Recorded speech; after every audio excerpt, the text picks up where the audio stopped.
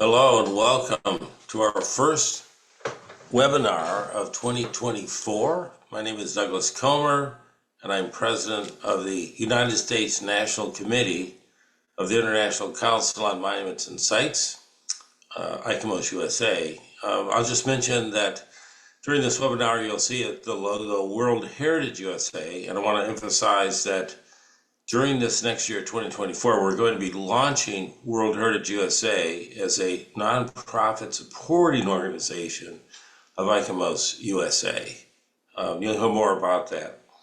This webinar is going to be about Olympic National Park. Now, Olympic National Park is one of the United States World Heritage Sites, and it really offers a lot that we can learn both within the United States in terms of our own World Heritage Site management and management of all natural areas, natural and cultural areas, but also to the rest of the world.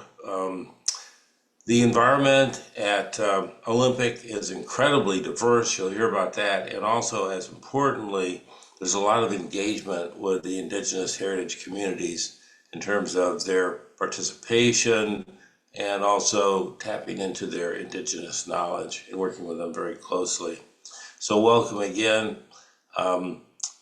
Look forward to any comments that you have about this webinar. And with that, I'm going to introduce the moderator for today, the ICMOS USA Vice President, Destry Jarvis. Destry, please take it away. Very good. Thanks, Doug. Welcome, everyone. As Doug said, I'm Destry Jarvis. I've been affiliated with the National Park Service in one way or another for the last 50 years. And I'm also pleased to say that although this is our first webinar of this year, this is the 12th that we have done covering individually the U.S. World Heritage Sites. So of the 25 U.S. World Heritage Sites, this webinar will be number 12. We are going to continue working our way through the whole list over the course of the next year or so. And so we invite you to continue to watch. I've had the pleasure of visiting Olympic National Park, working there and being there with family numerous times over the years, and it's always totally fascinating. They've done some incredible things in recent years that you're going to hear about. And with that, it's my pleasure to introduce the superintendent of Olympic National Park, Sula Jacobs. Hi, everybody. I'm Sula Jacobs. I'm the superintendent here at beautiful Olympic National Park in the most northwest part of Washington State. Y'all are in for a treat today because joining me is Pat Crain, one of our senior fisheries and the head of our resource management team right now. And he's going to tell you about a tremendously important project, not just for the park, but very honestly for the United States and the world, about the dam removal at Elwha. So anticipate an amazing story and just some really amazing things that came out of a very united effort to do something. So one of the things that is wonderful about the Park Service is that we move around from place to place if we choose to. And I had the honor of working with this amazing ranger down when I was at Biscayne National Park. His name is Gary Bremen, and he tells this amazing program about how parks are both a combination of the natural and cultural aspect, but a lot of it also has to do with the emotional impact that is had when you are at a spot. And I always like to tell this story about my first visit to Olympic. I started in private industry. I did not come out of college thinking that I wanted to join the Park Service. And my brother called me right after he graduated and said, "Hey, do you want to go on a road trip?" And so I flew into Portland, Oregon, and this was the time, I guess this dates me a little bit, the time well before cell phones had GPSs and maps and internet. And we drove up the Washington coast. And the first night we stayed at Lake Quinault, and the next morning we went and walked in the rainforest that was across the street. And I, of course, had never seen a rainforest. And I had so many pictures of this bright red wood and the moss and this feeling of both wetness, and it was sunshiny, and it was just this amazing, like very short hike. And then we continued driving. And we also went to Hurricane Ridge, which is this absolutely amazing place to see the vistas, the subalpine, and it's just absolutely amazing. But the thing that stands out the most to me about that trip was my brother was driving, and at one point I did a very hazardous thing, so don't do this, but I screamed, "You got to pull over," because we were in front of the most beautiful lake I had ever seen in my entire life. The color was stunning, the backdrop was amazing, and I just needed to be there in that moment. So my brother pulled over, and there I was on the shoreline of Lake Crescent. And just, I remember feeling in that moment, not only the beauty and the, just absolutely stupendous nature of where we were, but my brother and I are very, very close. And so it was also that I was with my brother in that moment at this special spot. And so Olympic National Park has for several decades meant a lot to me, well before I joined the Park Service. And I know for a lot of people that are joining us today, that is true for a site or a park or someplace where it's not just the history and it's not just the nature, it is who you were with at that moment. So I wanted to go over a little very high level brief history of Olympic National Park. As I mentioned, Olympic National Park is the northwest corner of Washington State. It is, if you look, we are almost the biggest thing in the peninsula. Well, we are the biggest thing in the peninsula. The park is 922,000 acres. It was originally established as Olympic Forest Reserve in 1897, became Mount Olympus National Monument in 1909. Then Congress established Olympic National Park on June 29th, 1938. We added some acreage along the coastline in the 1950s.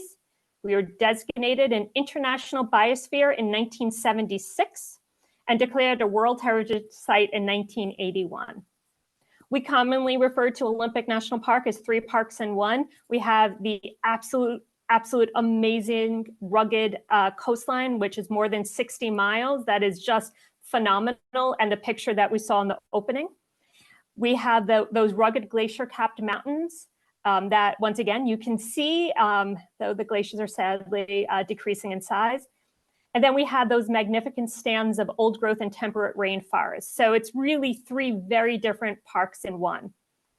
Of the 922,000 acres, 95% is designated wilderness, which of course means it holds different set of laws that we must always attune ourselves to.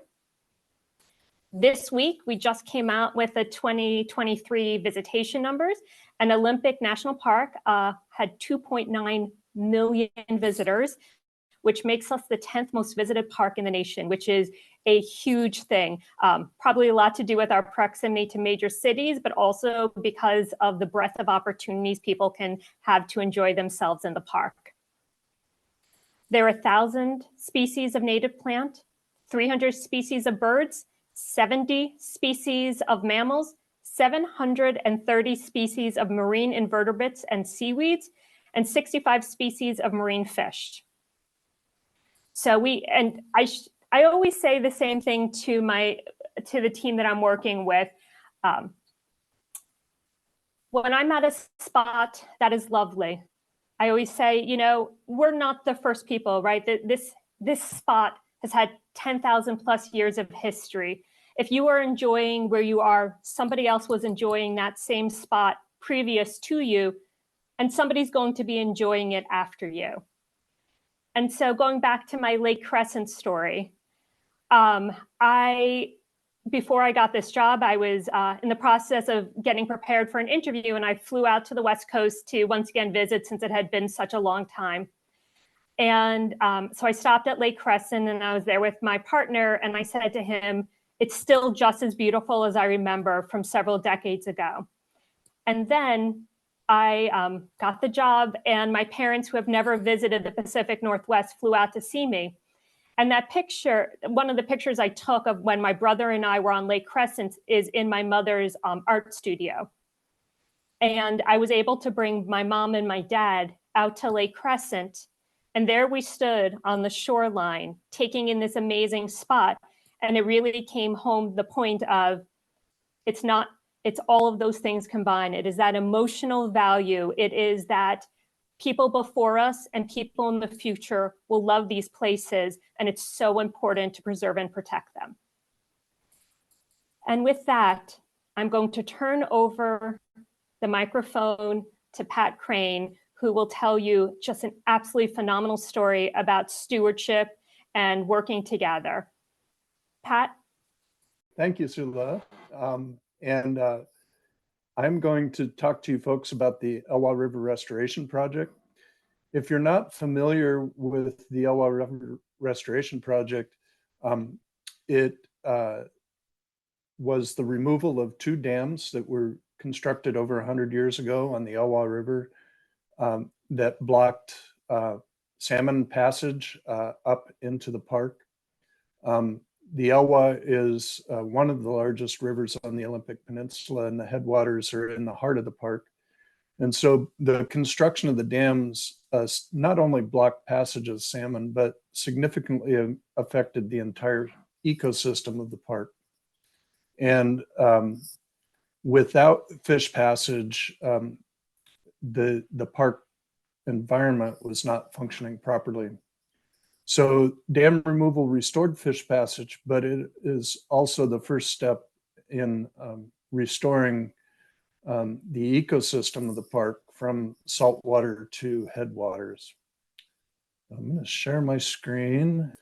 So the Elwha River Restoration Project, it only took 3 years to remove the dams, but it took almost a century for the project to come to fruition. When the dams were constructed, the Elwha tribe, which is situated at the mouth of the river and was reliant on salmon for the bulk of their economy, they expressed extreme concern about the construction of the dams, particularly because they were constructed without fish passage. The dams were constructed to provide power initially to the city of Port Angeles and the naval shipyards in Bremerton.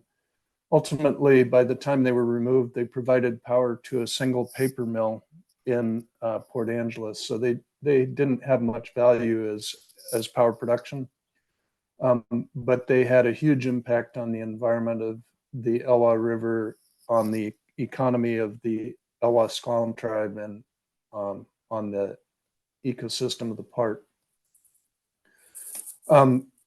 So the tribe took every opportunity they had to speak about the impacts of the dams, and over time an opportunity came to collaborate, to form a collaboration between the Park Service, the tribe, other federal agencies, and environmental groups to advocate for something that was a new option in the United States, which was, rather than relicense the dams, consider taking them out.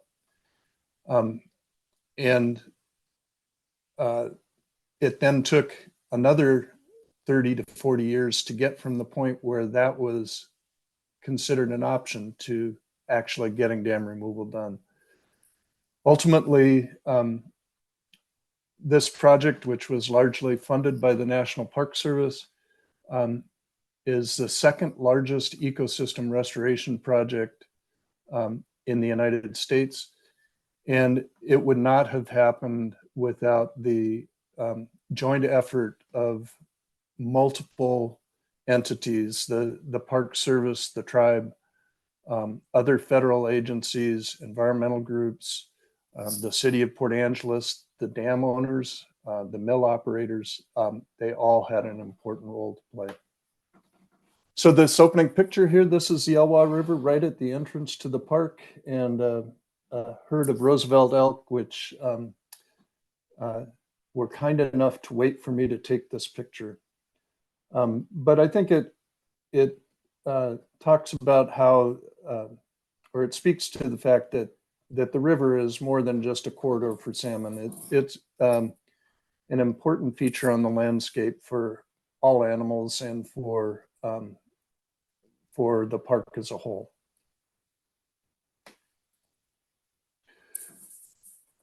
If you're not familiar with the Olympic Peninsula, it's situated on the upper northwest corner of Washington State, directly across from Canada. The boundary between the United States and Canada runs down the Strait of Juan de Fuca. And so when we look across the water, we're looking over at Vancouver Island. The watershed itself is over 200,000 acres, which means that it's the watershed is over 20% of Olympic National Park. Sula spoke to the variety of environments in the park, and the Elwha definitely encompasses that. The headwaters of the park are located at almost 7,000 feet and glacial fed. The river then flows through temperate rainforest down to the mouth of the river where it enters in salt water, and where it enters into salt water, the rainfall is intercepted by the mountains, and so it's in a rain shadow. So in the mountains, we see rainfall of about 120 inches a year, and at the coastline, it's less than 30 inches a year. And if you just go a little bit farther to the east, rainfall drops down to 15 inches a year. That high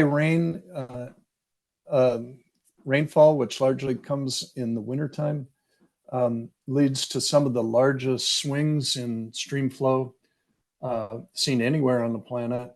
Summer low flow, the Elwha might run at about 300 to 350 CFS.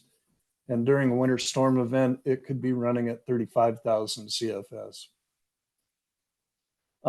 In terms of total discharge, the Elwha is about the same as the Thames River in England. The river supports over 70 miles of salmon habitat and supports 11 unique populations of salmon, trout, and char. As I mentioned, the Elwha tribe is located at the mouth of the river, and the Elwha watershed was their life support. They view that their people were created on the banks of the Elwha, and they have lived there for thousands of years, time immemorial. This photo is actually a photo of a mural that celebrates the Clallam people in Port Angeles. And it's the village of Ennis. It's not actually the Elwha village. But what I really love about this mural is that the artist used modern day members of the Elwha Clallam tribe as his inspiration. So this person here is Francis Charles, the Elwha tribe's current tribal chairperson. This person is Michael Langdon, and he passed away recently, but he was the tribe's project coordinator for the Elwha project. And this is Ramona Benke, Ramona Charles.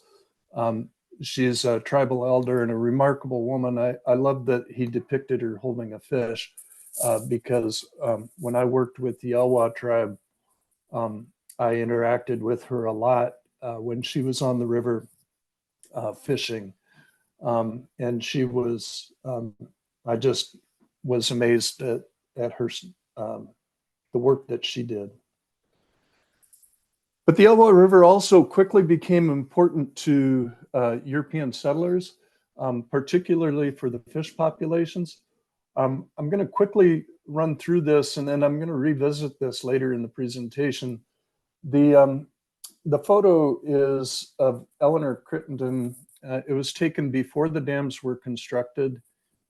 She has a steelhead trout, and she's way in the headwaters of the Elwha.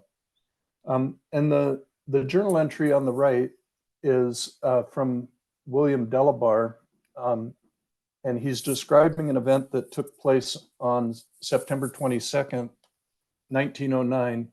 He made one last trip up the Elwha before the dams were constructed because he wanted to fish the upper waters one more time. And he talks about looking over into a pool and seeing fish 2 to 3 feet long and catching them on a fly rod. And when he gets them to the beach, they're 10 pounds if an ounce. And his full description is really quite impressive, but I want you to keep this in mind, and we'll come back to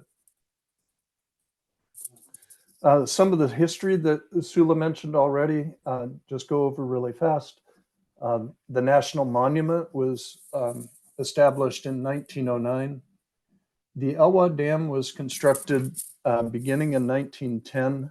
This is the Elwha Dam here, and construction continued until 1913. And it was built just 5 miles up from the mouth of the river. Another piece of history that seems obscure, but it's really not. The Federal Power Commission was established in 1920. Prior to that, hydroelectric dams were not governed by the federal government.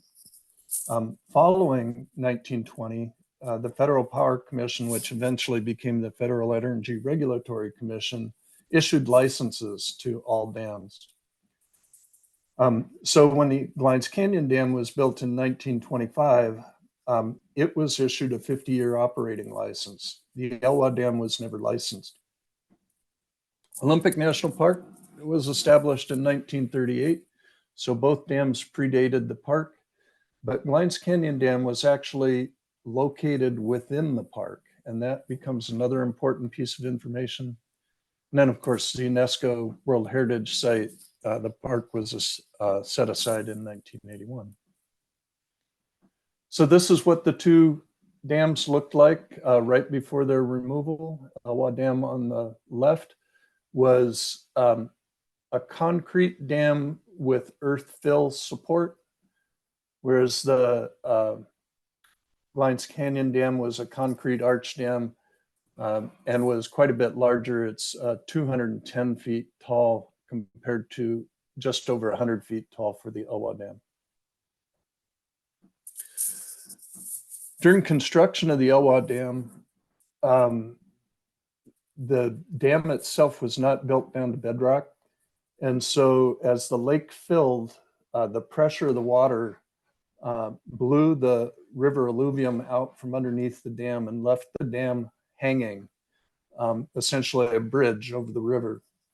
And the event was documented in the local paper as a 30-foot wall of water roaring down the river, leaving salmon and trout strewn through the fields and in the trees. And the Elwha tribe definitely remembered this, since their houses were all along the river and they all had to run for high ground.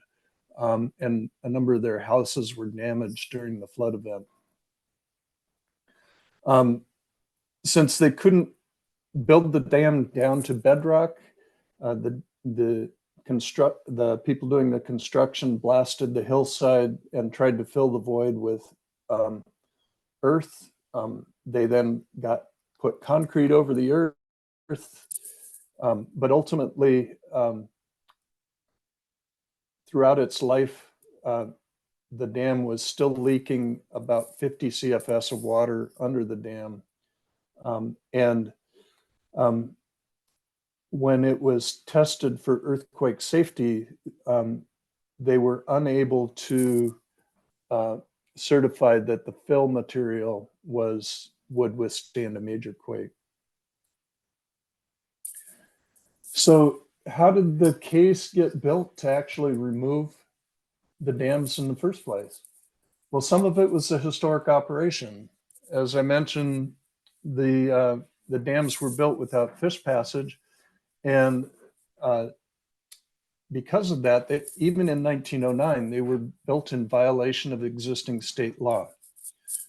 Further, as I mentioned, the dam failed during construction and was not declared to be safe for earthquakes.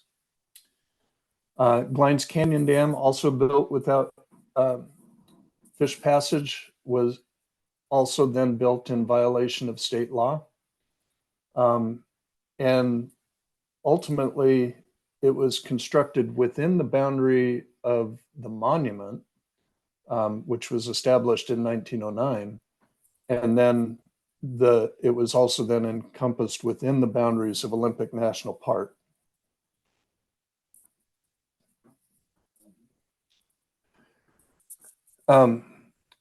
The dam owners were required to mitigate the loss of fish production by constructing a hatchery. They did do that, but they only operated the hatchery for 8 years before they discontinued it. So they failed to meet their mitigation requirements.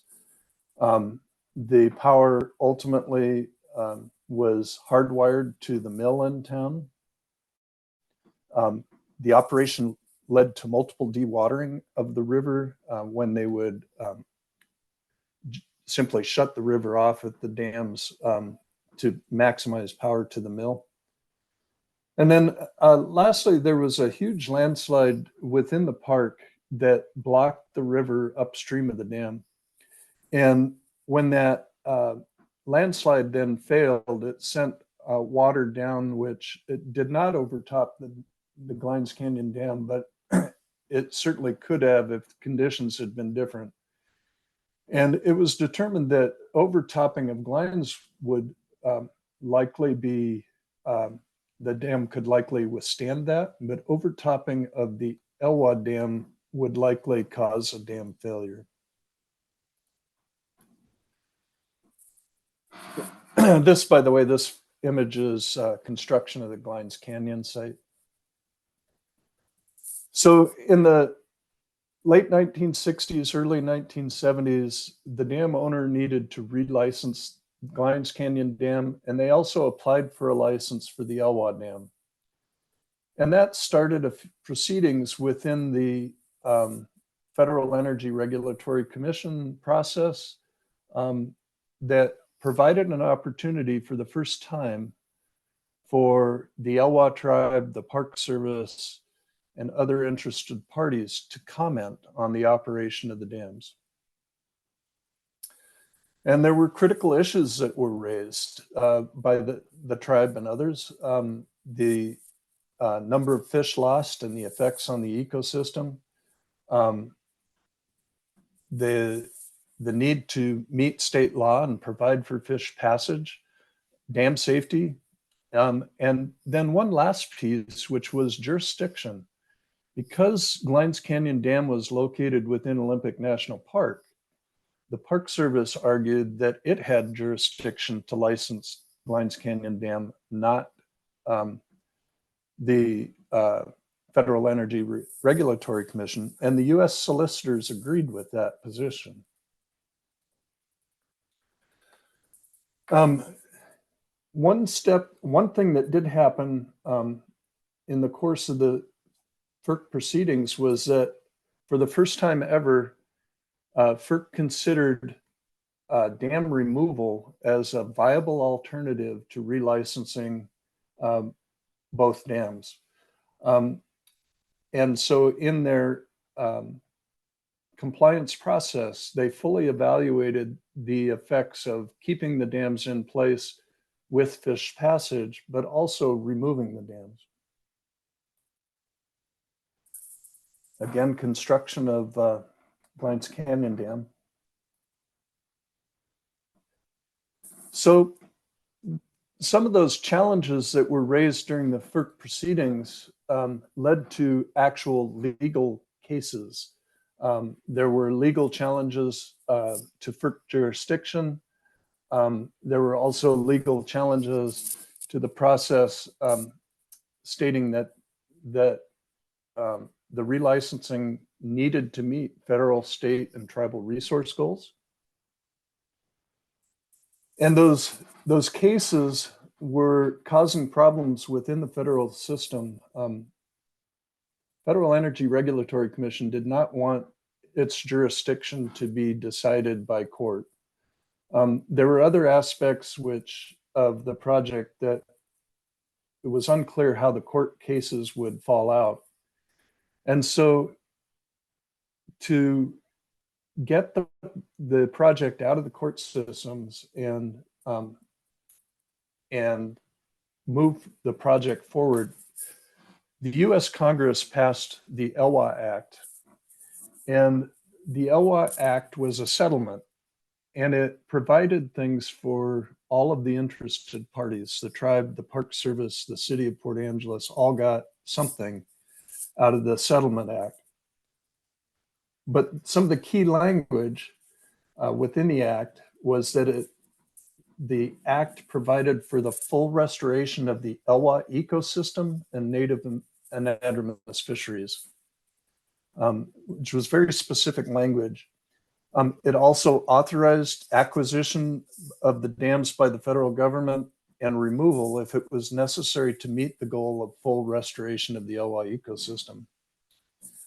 And as I said, it included many other actions beyond dam removal, including land allocation to the Elwha tribe, funding to the tribe, guarantees for power to the paper mill, and other things like that. One thing that the act also required was a report to Congress on whether dam removal or not was needed. That report was completed in 1994 by the Department of Interior, and it did in fact say that the only way to meet full restoration of the Elwha ecosystem was to remove both dams. There was then a series of actions under the National Environmental Policy Act, NEPA, environmental impact statements that were written in 1995, 1996, and 2006 that evaluated the action of acquiring the dams, the action of removing the dams, and then some additional items associated with dam removal.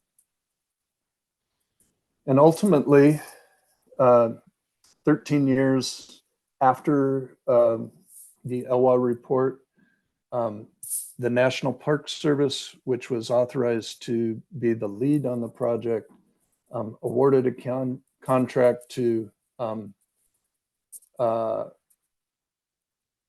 develop and construct the Port Angeles water treatment plant in order to protect water supplied to the city of Port Angeles during the dam removal process.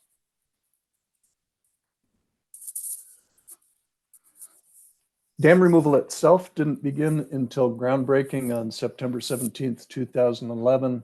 And on that day, there was a major celebration at the Lower Elwha Dam site where the Elwha tribe played a prominent role in recognition of their efforts to achieve dam removal and also their history on the watershed and what their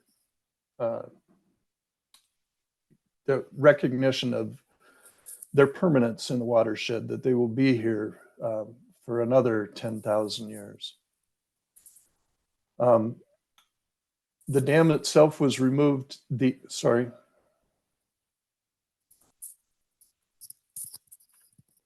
Elwha Dam itself was removed relatively quickly and was completely removed by March of 2012. Glidance Canyon took a while longer, and removal was completed in August of 2014, and full fish passage was provided at both sites by 2016. Dam removal was an interesting process. The two dams were removed in a different way. Because of all of the fill that was behind the Elwha Dam, a lot of this material had to be excavated with with a bucket and then trucked out. So there's multiple excavators here, and they're just digging up the earth that was blasted from the hillsides. And they diverted the river back and forth between this channel here and this channel on the other side until they were able to remove all of the fill material and all of the concrete. The upper dam was a different story, and it was essentially removed by one person, at least for most of it. The operator of this excavator had a huge jackhammer on the end of his excavator arm, and he would chip away at the dam, moving back and forth across the face of the dam. And I don't know what he got paid, but it wasn't enough, considering that that's a 200-foot drop over the dam, and he's removing what's holding him in place. He was able to get work this way until they got down to about 60 feet. And then they did a number of controlled blasts to remove the last 60 feet. During the time that the dam was being removed, there was a rock fall immediately downstream of the dam. It was caused by the pressure of the dam that the dam had been putting on the canyon walls being released. And so a number of house-sized rocks fell into the river and blocked the channel. So in addition to dam removal, these large rocks had to be removed as well. And that's why passage wasn't fully provided until 2016. Within the project itself, dam removal was actually a very straightforward engineering act. The biggest issue was sediment. There was, if you wanted to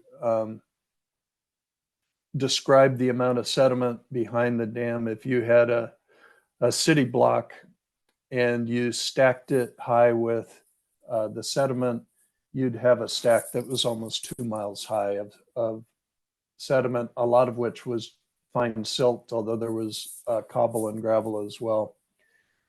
And because of that fine sediment, we had to plan for the impacts of sediment on fish and on the city water system.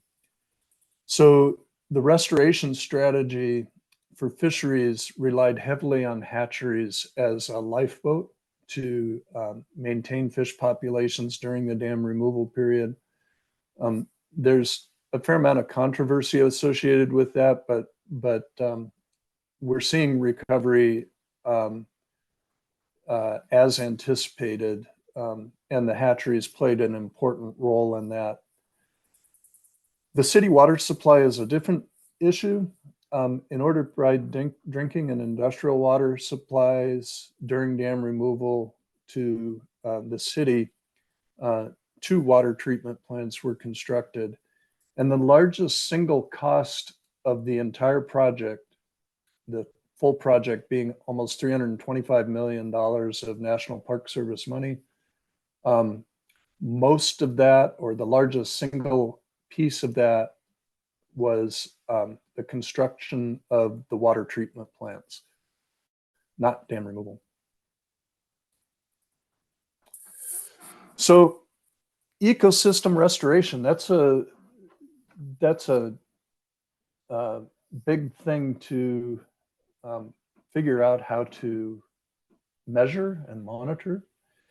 And it took a major collaborative effort between the Park Service, the Elwha tribe, the state of Washington, the National Marine Fisheries Service, U.S. Fish and Wildlife Service, USGS, and nonprofit organizations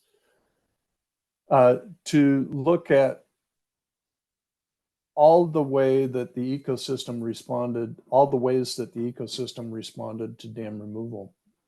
And also to ensure that we were meeting the objectives of dam removal and didn't need to take any additional management actions. If you don't know salmon, salmon were the key to this project. And so I'm going to give you a little salmon life history education here. As adult salmon return from the ocean, they spawn in freshwater rivers, deposit their eggs in the gravel. The eggs stay in the gravel anywhere from 2 months to 4 months, at which time the young fry hatch and emerge from the gravel and begin feeding. Depending on the species of fish, they may go right to sea immediately after swimming out of the gravel, like a pink salmon or a chum salmon would, or they may spend several years in the river before going to sea. For example, steelhead trout will spend 2 years in fresh water before going to sea, and bull trout will spend 3 or 4 years in fresh water before going to sea. But at some point, they make their way to the ocean, and while they're at sea, they put on a huge amount of body mass, and then they swim back to the river to spawn after 2 to 5 years in the ocean. And when they spawn, they die, and all of those nutrients that they harvested in the ocean are left in the river, and they fertilize the ecosystem, whether directly in terms of being eaten by bear or other carnivores, or whether they simply decay and then become fertilizer for the plants along the riverbank. But those marine-derived nutrients are a huge driver in the health of the ecosystem. So how did we do this? How did we monitor the river during dam removal? Well, this is a fun one. Sula, you get to close your eyes here. But this is one of our fisheries technicians near the headwaters of the Elwha.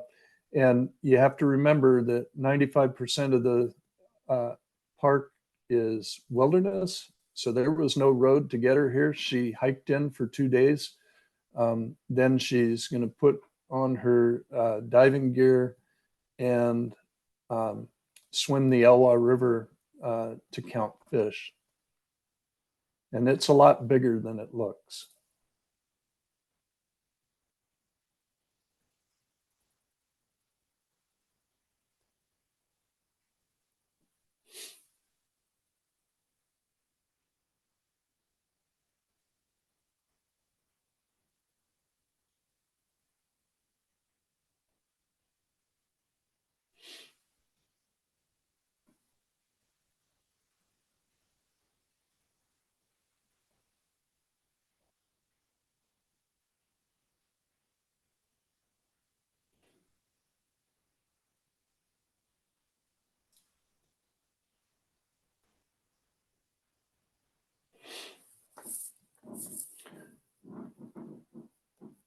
Now, Heidi is trained in swiftwater rescue, and she is an expert at this sort of thing. This is not something that I do anymore, and we only have our elite staff doing this work. But there's other things that we do too. Because of the cloudy water in the Elwha, we had to rely on sonar for counting fish as well. And there's a lot of new technology out there, and one is called the Ditson sonar or Eris sonar. And it's a lot like an ultrasound system, which allows you to see essentially videos of, for instance, prenatal baby. So it does the same thing, and it produces near video quality film of fish with sound instead of light.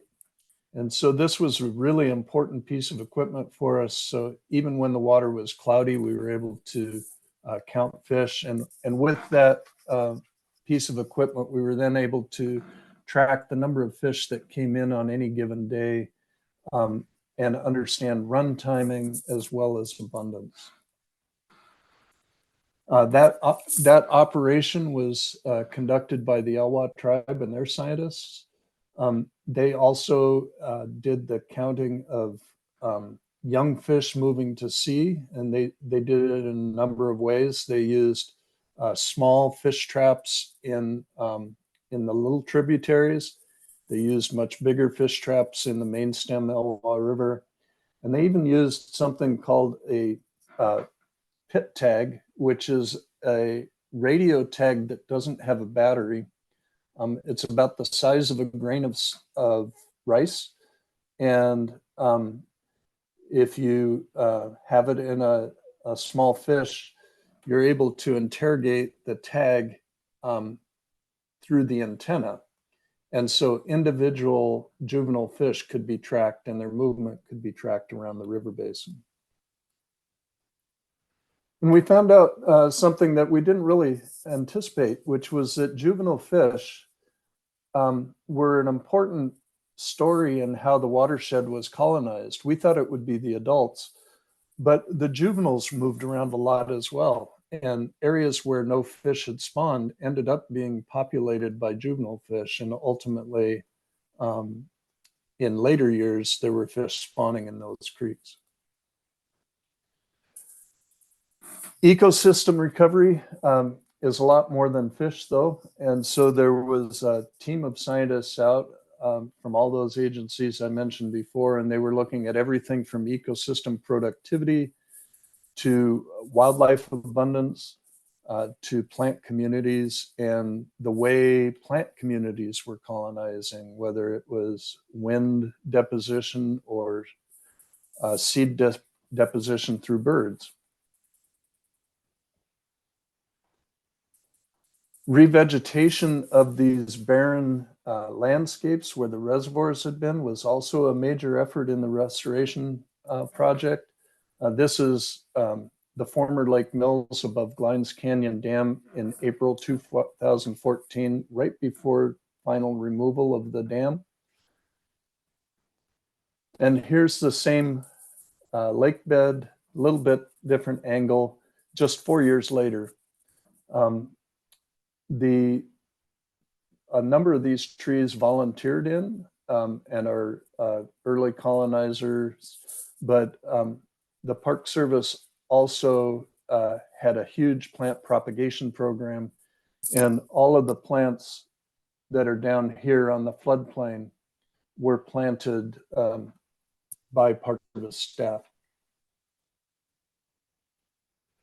Marine ecology was also an important part of this, and so there was a lot of work going on the coast because all of that sediment that was stored behind the dams was transported to the mouth of the river. And what we found is that beaches that had been lost over the 100 years since dam construction were being reformed and recolonized. And last, the story of the fish. Again, this is Glines Canyon Dam. And as of 2019, we've now seen all species of salmon ascend past both dam sites. And we've seen Chinook, bull trout, and steelhead all the way up into the headwaters. The pink and chum have made it as far as we ever anticipated they would go. And coho and sockeye are still kind of figuring their way out, but their abundance is increasing. So I want to go back to this story that I had at the beginning. And this talks about the trout hole where the river was pouring over a ledge of slate rock, forming a deep pool.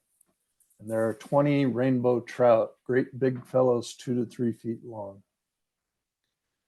Well, in 2019, so 110 years after, on September 22nd, Heidi was in the upper watershed, and we identified that exact location. The slate rock, the trout pool, water pouring over from Long Creek here coming down in. The pool is actually right here that he was referring to. And she was able to take underwater camera shots, and she saw 20 or 30 large steelhead trout, 2 to 3 feet long, 10 pounds if an ounce. The fish are making it, and they are recolonizing the river as we had hoped. We still have a long way to go. Just because we're seeing fish in the upper watershed doesn't mean we can check all the boxes. This is a major restoration project, and it's going to last for probably another 20 to 30 years. And that's just the fish component. The forest will not be restored for hundreds of years to that old growth forest quality that that existed where the reservoirs were pre-dam construction.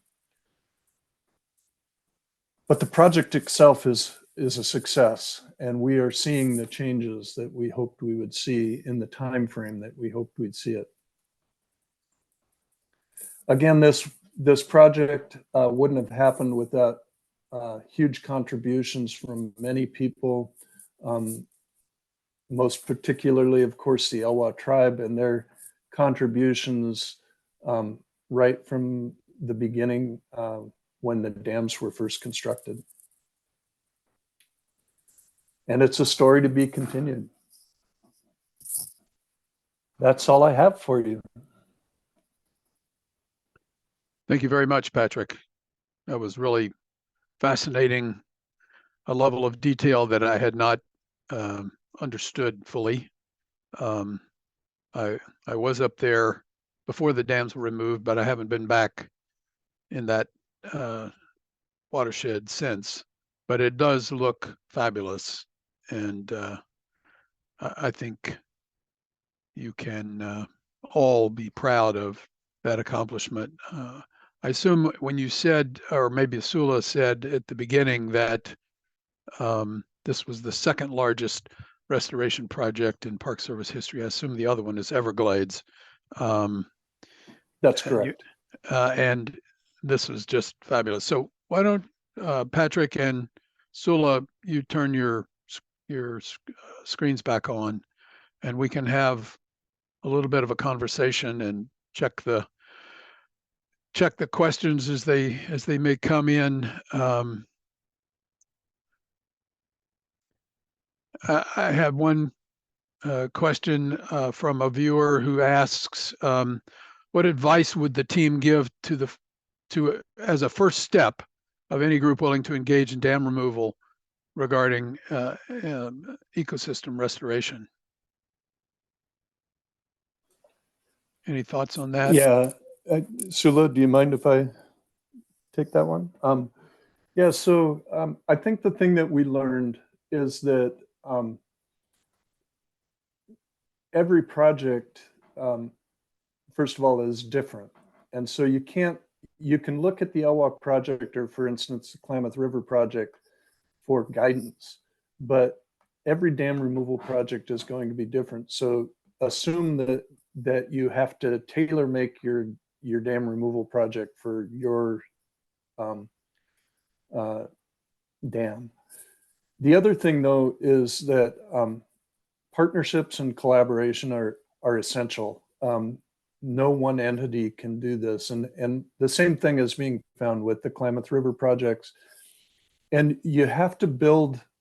I think Senator Bradley, when he was putting together the Elwha Act, he said the only way this is going to happen is if it's a win-win situation. Everybody has to come out ahead. Right. You can't have a loser and a winner. And not everybody was happy with the Elwha project. Not everyone is happy with the Klamath River project, but they built coalitions in both cases where the majority of people got what they needed, whether it was irrigation water, whether it was power for the mill, or whether it was restoration of the park. So building collaboration, building partnerships, and tailor making for your own dam site. Very good. Thank you. I wanted to mention that one of ICOMOS USA's initiatives and interests is to do with the 12 U.S. World Heritage Sites that includes Olympic, which were inscribed in various years to the World Heritage List as purely natural areas. And yet, in every case with those 12 natural areas, there are ancestral landscapes, there are current living federally recognized tribes in the vicinity, or in some cases inside those parks. And I know it's an initiative of the current administration, the Biden administration, to find opportunities for engaging the culturally affiliated tribes in some effective ways. Obviously, your dam removal project benefited hugely the Clallam tribe.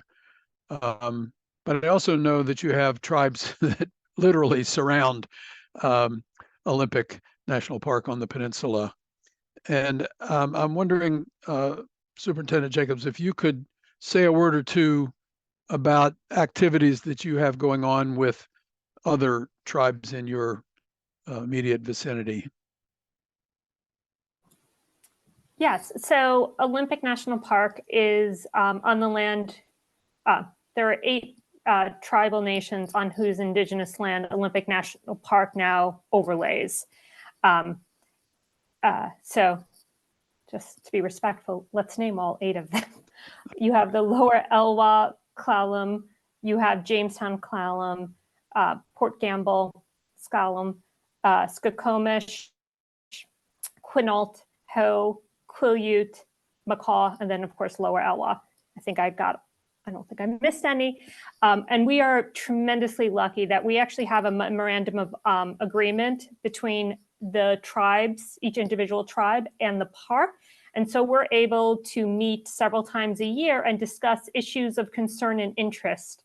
That is in addition to formal government-to-government consultation, which of course is one-on-one between the park and an individual tribe, recognizing that tribes have their own things that they would like us to focus on. And we work as, I would say, tremendously collaboratively, and we're striving to always do better and listen carefully, because clearly, way before there was a national park, way before there was an Olympic forest reserve, people were here, and we need to respect that. And so we look forward to continuing those engagements.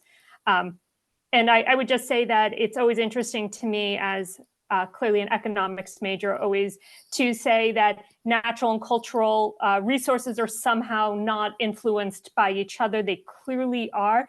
And I think Pat's talking about the salmon is one area in particular that we see that is completely true. Salmon are tremendously important, not just for natural resource issues, but for cultural resource issues too. Sure. I recall a few years ago, there was a land transfer for one of the tribes near the coast when there was a fear of tsunami waves overwashing their village, and they were allowed through a land transfer to move a little further inland. Would you say a word or two about that and how it's gone? Sure, that's definitely predates my arrival, and I believe there's actually been 2 land transfers between 2 different tribal nations. And we continue to work with both tribal nations because we are susceptible, the entire Washington coastline is susceptible to Cascadia. And so when that happens, whether it's, hopefully 500 years from now, but it is something that we need to continue to be alert to, because it is very easy. There's a lot of bridges. There's very few roads to get from point A to point B, and we need to be very alert that we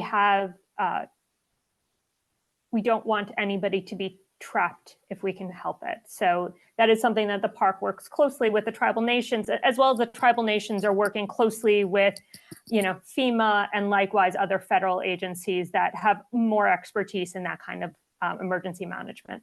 But I'll also pause and say, Pat, do you have any thoughts? Since Pat's, I don't know if you mentioned how long you've worked for the park, Pat, but that might be useful. Yeah, actually, I'll go back farther than that. So I initially came to the Olympic Peninsula to work for the Elwha tribe in 1989. And I was their fisheries manager through 2002 and had a brief stint as a fisheries biologist for Clallam County before I came to the park in 2004. So I've been at park now for 20 years. So 30 plus years on the peninsula working with the tribes. And so the only thing I have to add with regarding the land swap which was with the Quileute tribe that allowed them to get their school and other infrastructure out of the floodplain and out of the tsunami zone and up on the hill, is that we've continued to work with them